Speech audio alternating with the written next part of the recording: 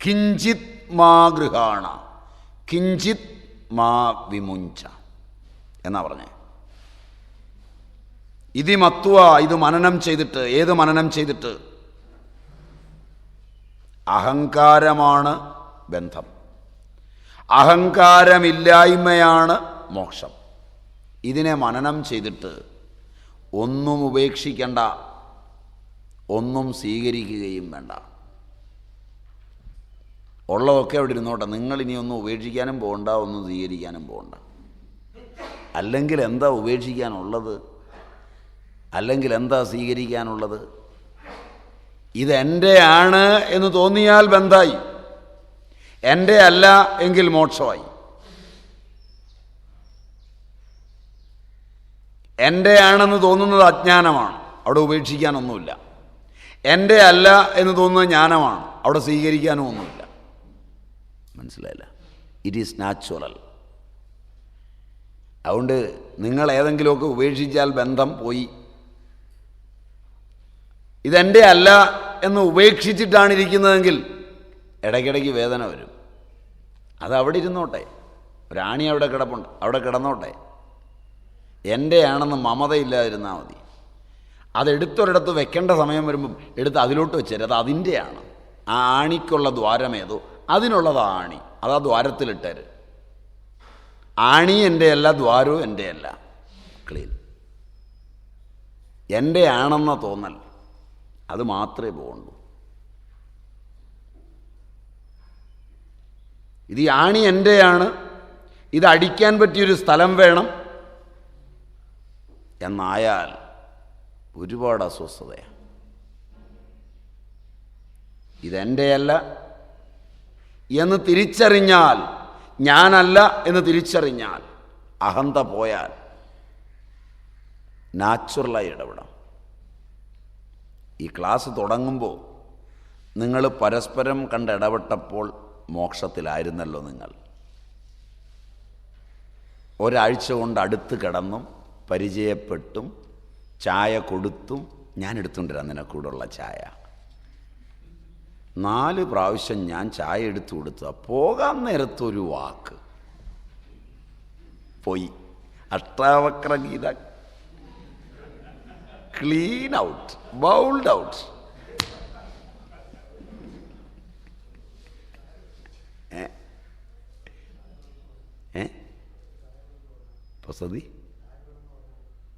പുസ്തകത്തിൽ ചായ വീണു.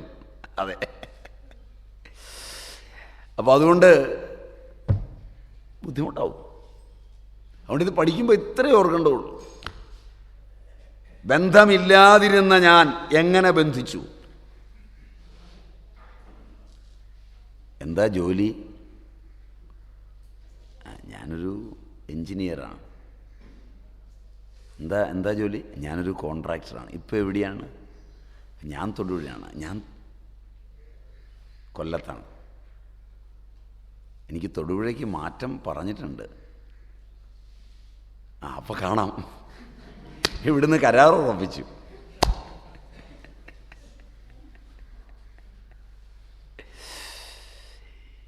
ഇതാണ് ബന്ധം. അതിനുമുമ്പ് ഒരു കുഴപ്പമില്ല, വളരെ ക്ലീൻ. നമ്മളെങ്ങനെയാണ് മുക്തിയിൽ നിന്ന് ബന്ധത്തിലേക്ക് വരുന്നത് എന്ന് നമ്മളൊന്ന് നോക്കിയാൽ നമുക്ക് കാണാം. ഒരുപാട് പ്രയത്നിച്ചായി ബന്ധത്തിലേക്ക് വരുന്നത്. വളരെ ലളിതമായ മുക്തി, വളരെ പ്രയത്നിച്ച് കളഞ്ഞു കുളിച്ച് മുക്തി വളരെ പ്രയാസമാണെന്ന് പറയുകയാണ്. ഒരു പണിയെടുക്കാതെ മുക്തനാണ് നാം. മനസ്സിലായില്ല? ഒരു പണിയെടുക്കാതെ പൂർണ്ണമുക്തനായ ഞാൻ എങ്ങനെ ബന്ധനസ്ഥനായി? എന്തെല്ലാം സൂത്രപ്പണി കൊണ്ടാണ് നമ്മൾ ബന്ധിച്ചത്. ആലോചിച്ച് നോക്കിയേ. എന്തെല്ലാം അഭ്യാസങ്ങൾ കളിക്കണം ഒന്ന് ബന്ധിക്കാൻ. വിളിക്കണം, ഫോൺ വിളിക്കണം.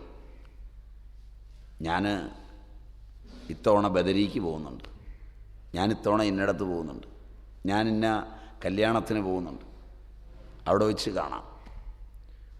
നിന്നെ ഞാൻ എത്ര വിളിച്ചു, നീ വന്നില്ല, അല്ലെങ്കിൽ നീ വരികയില്ലെന്ന് എനിക്കറിയാം, ദുഃഖമായി. ഇങ്ങനൊന്നുണ്ട്, നല്ലതാണെന്ന് കേൾക്കുന്നു എന്നല്ല, നീ വരണം, ഞാനവിടെ കാത്തിരിക്കും. എനിക്കൊരത്യാവശ്യമുണ്ട്. എന്തത്യാവശ്യം? ഞാൻ പറയുന്നത് കൂടുതൽ അത്യാവശ്യം നിനക്കോ?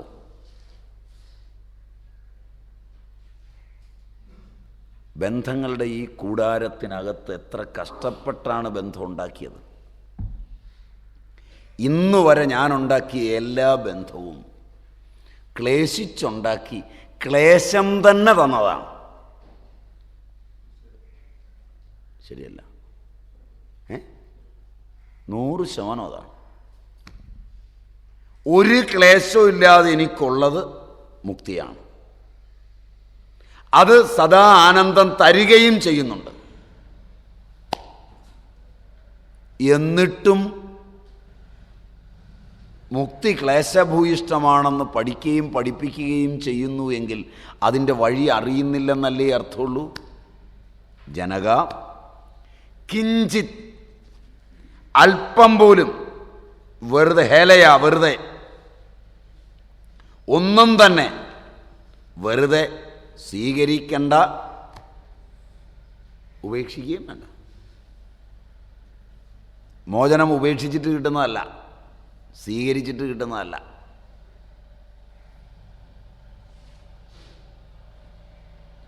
ഉപേക്ഷിക്കുകയും സ്വീകരിക്കുകയുമില്ല എന്ന് വാക്കിൽ, മനസ്സിൽ, ഇന്ദ്രിയങ്ങളിൽ, ശരീരത്തിൽ ഉണ്ടെങ്കിൽ നല്ലതാണ്. ഞാൻ ഉപേക്ഷിക്കില്ല ഒന്നും, ഞാനൊന്നും സ്വീകരിക്കുകയുമില്ല കേട്ടോ എന്നെല്ലായ്പ്പോഴും എൻ്റെ ഭാഷയിൽ നിറഞ്ഞു നിൽക്കുന്നു എങ്കിൽ ഉത്തമമാണ്. ഭാഷ കൊണ്ടത് ബോധ്യപ്പെടുത്താൻ പറ്റിയില്ലെങ്കിൽ നാളെ എൻ്റെ വീട്ടിലെ വളർത്തുനായ പോകുമ്പം കല്ലെറിയരുത്, അതിനുടമയുണ്ടെന്ന് കാണിക്കാൻ ഒരു ബെൽറ്റ് ഇടുന്നത് പോലെ ഏതെങ്കിലും വേഷവും നല്ലതാണ്. മനസ്സിലായില്ല? എന്ന് പറഞ്ഞാൽ ഒരു കാവ്യമൊക്കെ ചുറ്റി നടക്കുകയാണെങ്കിൽ ഇയാൾ ഉപേക്ഷിക്കുകയില്ല സ്വീകരിക്കുകയില്ലെന്നാണ് ഇതിൻ്റെ ഒരു അർത്ഥം എന്ന് വിചാരിച്ചാൽ ഒരു കവചമായി. കാരണം നാട്ടുകാർ ചോദിച്ചോളും, അയാൾ കാവ്യം എടുത്ത് നടന്നല്ലേ, എന്തിനാ പുറകെ കൂടി, ഇതിങ്ങനെയൊക്കെ വരുമെന്ന് അറിയാൻ പാടില്ലേ, അതിൻ്റെ ലക്ഷണമല്ലേ ആ സാധനം. അപ്പോൾ പിന്നെ അയാൾ തള്ളേണ്ട കാര്യമില്ല, നാട്ടുകാർ കൊടുത്തോളൂ. വാക്കിലും പ്രവൃത്തിയിലും അത് വന്നാൽ കാര്യം ക്ലീൻ.